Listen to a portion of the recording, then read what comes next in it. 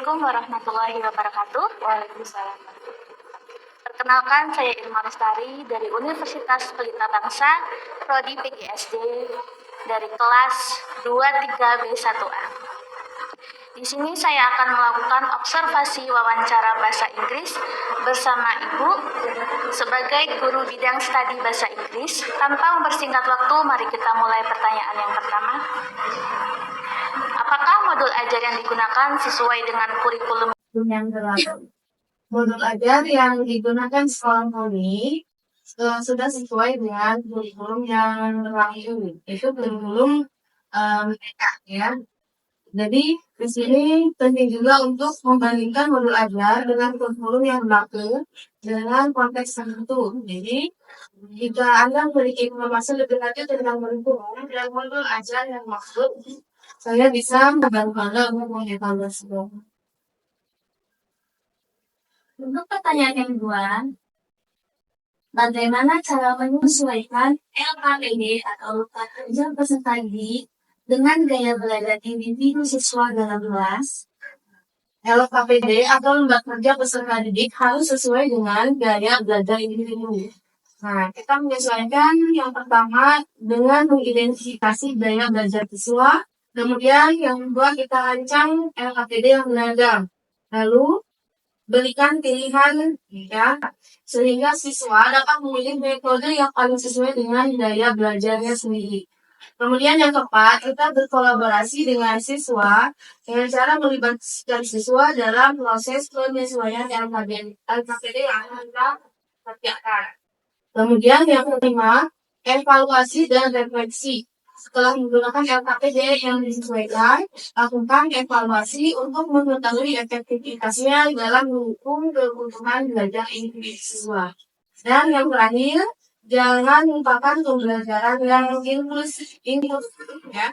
Nah, selain memperhatikan gaya belajar inklusif siswa, pastikan juga bahwa LKPD Anda memperhitungkan kebutuhan siswa dengan berbagai kebutuhan khusus seperti siswa dengan disabilitas atau kebutuhan belajar lainnya. Yang ketiga, bagaimana LKPD ini mengintegrasikan keterampilan mereka di belajar seperti membaca, menulis, mendengar, dan berbicara?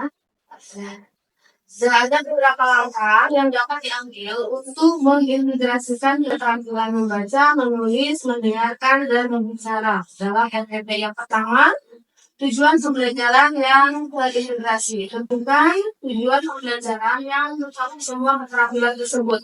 Kemudian yang kedua, aktivitas pembelajaran yang beragam. Laksanakan aktivitas pembelajaran yang mencakup seluruhnya. Saya bisa menyusun sesi membaca di mana siswa membaca teks pendek diikuti dengan kegiatan menulis tanggapan terhadap teks tersebut. Kemudian yang ketiga, penggunaan materi yang terpadu.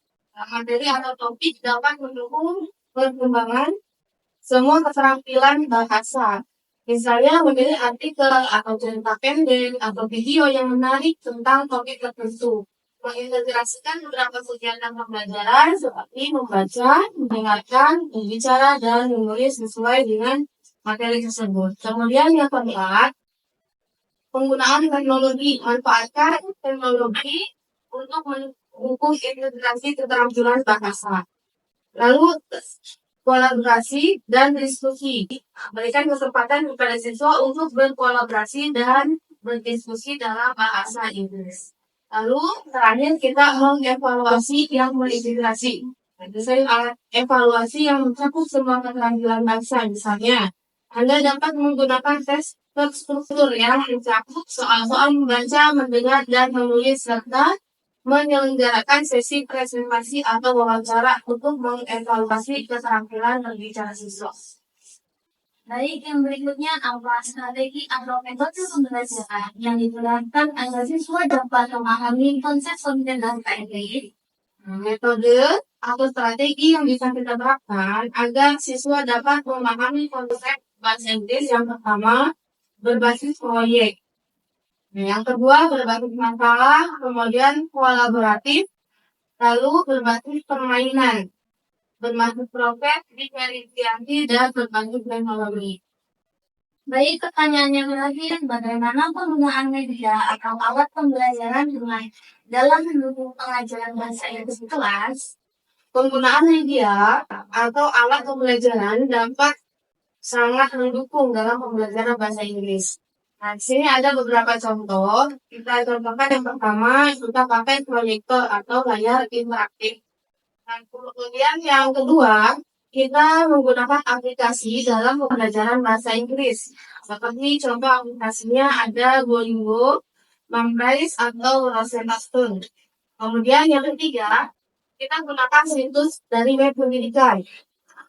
Di sini biasanya banyak juga web pendidikan yang menyediakan sumber daya gratis untuk pembelajaran bahasa Inggris seperti BBC Learning English, British Council Learning English, atau ESL Games World.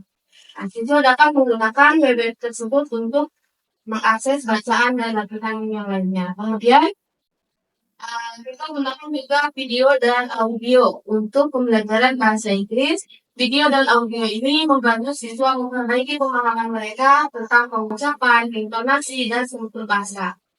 Kemudian, kita juga bisa menggunakan kartu flash atau permainan kartu. Kartu kosakata dapat digunakan untuk membantu siswa mempelajari kosakata baru.